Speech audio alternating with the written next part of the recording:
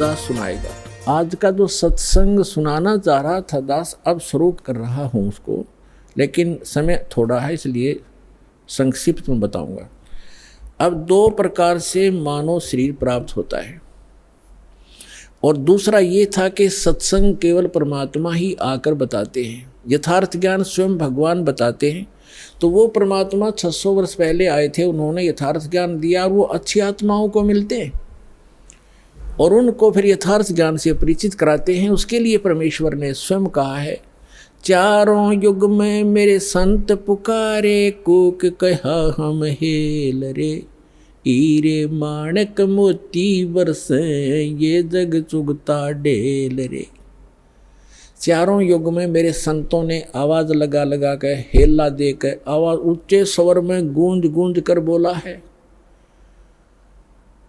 और हमने भी चारों युग में मेरे संत पुकारे, मेरे संत जो मुझसे परिचित हुए, और कूक कहा हम हेल रे, हमने सब जगह आवाज लगा लगा कर ढोल के डंके पर कहा कि तुम साधना गलत कर रहे हो, तुम अपने ग्रंथों से परिचित नहीं हो बच्चों, हम जो ज्ञान दे रहे हैं ये मोक्षदायक है, तुम्हारा पाप नाश करेगा, तुम्हें सुख देगा। तो जो यथार्थ भक्ति मार्ग रूपी हीरे मोती लाल वो तुमने स्वीकार नहीं किए, और आन उपासना शास्त्र विधि त्याग कर मनमानी पूजा करके वो कंकर पत्थर इकट्ठे कर लिए जो जिनकी कोई कीमत आगे नहीं मिलनी आपको। तो यहाँ बताते हैं, चारों युग में संत पुकारे, कूक कहा हम हेल रे। और ये सत साधना मोक्षदायक ज्ञान और भक्ति रूपी हीरे माणक मोती बरसें, ये जग चुगता ढेल रे। हमरा ज्ञान किन्हें ना सुनिया, और पर भी लेन जात है दुनिया।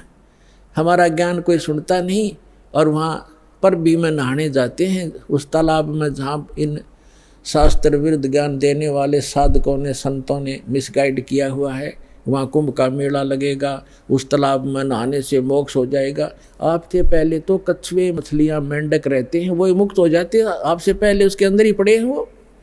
अरे बोले आदमी है, कहीं गीता जी में लिखा कहीं पर ये जा करके पर भी लेकर आओ, या कोई अन्य मंत्र जाप करो, या श्राद्ध निकालो, बल्कि मना किया है श्रीमद् भगवद गीता में 9वें अध्याय के 25वें श्लोक में कहा है कि जो भूत पूजते हैं वो भूत बनते हैं, जो देवों की पूजा करते हैं देवलोक में जा करके उनके नौकर लगते हैं, वहाँ चले जाते हैं, और जो पितर पूजते हैं वो पितर लोक में चले जाते हैं, और मेरे पूजने वाले मुझे प्राप्त होते हैं, यानी ब्रह्मलोक में चले जाते हैं। और फिर वो 18वें अध्याय के 62वें श्लोक में कहता है कि उस परमात्मा की शरण में जा जहाँ जिसकी कृपा से तू परम शांति को, सनातन परम धाम को प्राप्त होगा। तो कहीं पर भी पूरी श्रीमद् भगवद गीता में ना कोई तीर्थ, ना व्रत, और ना ही किसी अन्य उपासना का प्रमाण है। तो हमने शास्त्र विधि अनुसार साधना करनी है जो हमारे सदग्रंथ बताते हैं। सदग्रंथों में आपको पहले भी बता दिया कि जो वेद हैं, चारों वेद ये गॉड गिवन है, लेकिन 5वां वेद गुप्त था, इसने छुपा दिया। उसमें कंप्लीट कोर्स था, पूरा मोक्ष मार्ग था, पूरा ज्ञान था, वो नहीं रखा। तो परमात्मा स्वयं आकर वो ज्ञान देते हैं। उस ज्ञान के अंदर ये पूरा कोर्स है मोक्ष प्राप्ति का, यहाँ के सुख प्राप्ति का, आपके संस्कार में, प्रारब्ध में, आपकी किस्मत में लिखे हुए पाप को टालने का। ये साधन वालक ने वर्णित किया है जो दास के पास उपलब्ध है, इसको प्राप्त करो। अब जो सत्संग आज सुनाना चाह रहा था दास, उसकी भूमिका बनी है 2 घंटे में। अब 2 प्रकार से मानव शरीर प्राप्त होता है। एक तो पूर्व जन्म के संस्कार, जिनके शुभ संस्कार होते हैं, उनको लगातार कई मनुष्य जीवन भी मिल जाते हैं, लेकिन उन जब कभी पुण्य संस्कार कभी कब बनते हैं, जब परमात्मा तीसरी सतीथि का रूप धारण करके कभी किसी क्षेत्र में प्रकट होते हैं, और वो अपनी किसी प्यारी आत्मा को यथार्थ ज्ञान बता जाते हैं। उसके कारण फिर आसपास के क्षेत्र में वो ज्ञान कुछ समय तक ठीक चलता है। तो वो पुण्य आत्माएं भक्ति से युक्त हो जाते हैं, और फिर वो लगातार कई जन्म भी प्राप्त कर लेते हैं। उन जन्मों में यदि संत नहीं मिला पूर्ण, तो वो पूर्व जन्म की अपनी जो किस्मत की जो भक्ति कमाई है उसका नाश करके चले जाते हैं। उनको सुख तो होता है पहले जन्म की कमाई से, और वो सोच रहे हैं कि हम जो साधना करें इसी से सुखी है। तो ये भ्रमणा उनको बनी रहती है। तो जितने आज दास देख रहा है राधा स्वामी, धन धन सतगुरु, जय गुरुदेव।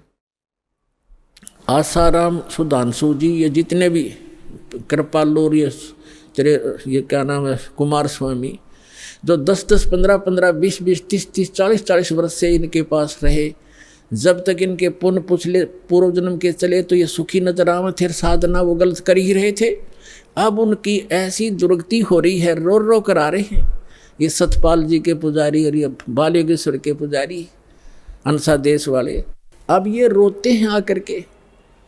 एक अध्यापक कहता, मैं पेशे से अध्यापक हूँ और मेरा इकलौता पुत्र था, मैं सतपाल का चेला था, 40 वर्ष से वहाँ लगा हुआ था, इकलौता पुत्र की मृत्यु होगी और उस दिन से टक्कर मार के रो रहा हूँ। आपका ज्ञान सुना, नास्तिक हो गया था, विश्वास उठ गया था भगवान से, आपका ज्ञान सुना, सत्संग सुना, फिर एक किरण फिर से जागी है कि है भगवान कहीं पर। हम साधना गलत करके दुखी हो गए। जब तक हमारे पुण्य चले हम सुख महसूस करते रहे, और जब हमारे ऊपर पापों का दौर शुरू हुआ उस साधना ने कोई प्रोटेक्शन नहीं किया। तो पुण्यात्मा सभी ऐसे भ्रमित है।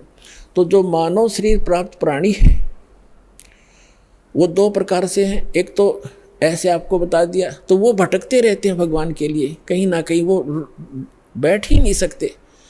तो अब आपका जो जन्म है मनुष्य जीवन का ऐसे समय में हो गया, यदि अब जन्म ना होता तो पहले की तरह आप भी भटक कर चले जाते। आज से 10 वर्ष पहले कोई मर गया तो वो गया अपना जीवन नष्ट करके। तो आपका जो मनुष्य जीवन हुआ है, धन्य आपके माता पिता जिनसे जन्म हुआ है। आप तो भक्ति पर लगे लगाए हो, आपको तो बहुत थोड़े से समय में समझाया जा सकता है। और दूसरी प्रकार के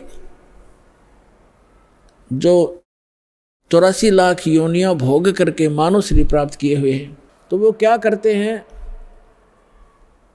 उनको आप कितना ही कोशिश करो वो ठीक है, परिश्रमी भी होते हैं, क्योंकि पहले पशु पक्षी बनकर सारा दिन परिश्रम में लगे रहते थे रोजी रोटी के लिए। एक चींटी है, सारा दिन एक कण की आवश्यकता पता नहीं कितने चक्कर काटती है एक कण के लिए, एक पल की चैन नहीं। तो उनका स्वभाव ये होता है कि माया के लिए संघर्षशील रहते हैं, भक्ति के लिए कहते हैं तो कहते हैं मुझे समय नहीं, और भक्ति सुनाना चाहते हैं तो उनके गले उतरती नहीं, उठकर चले जाते हैं। तो क्या बताते हैं कबीर साहब, कहते हैं कबीर पिछले पाप से हरि चर्चा ना भावे ना सुहावे, कहूँगे कह उठ चले ना और बात चलावे।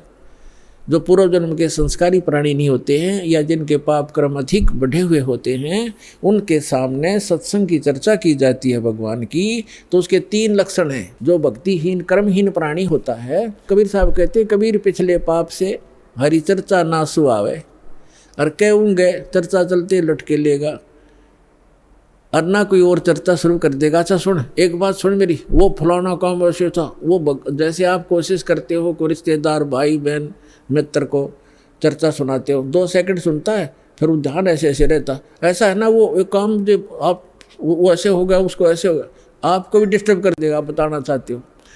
और तीसरा कहते हैं फिर मुझे काम याद आ गया, फिर मिलूँगा, उठ कर चल जाएगा। कबीर भगवान बताते हैं कि कबीर पिछले पाप थे जिनके पाप घने बढ़ गए, हरि चर्चा ना सुहावे, अच्छी नहीं लगेगी, और कहूँगे कह उठ चले ना और बात बनावे।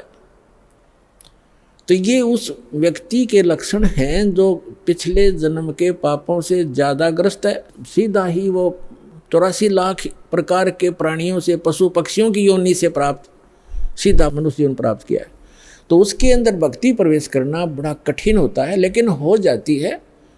उसको थोड़ा ज़्यादा समय लगेगा इस ज्ञान को समझने में, और शुरुआत एक बार हो जाती है, धीरे धीरे किसी ना किसी जन्म में तो वो हो ही जाती है।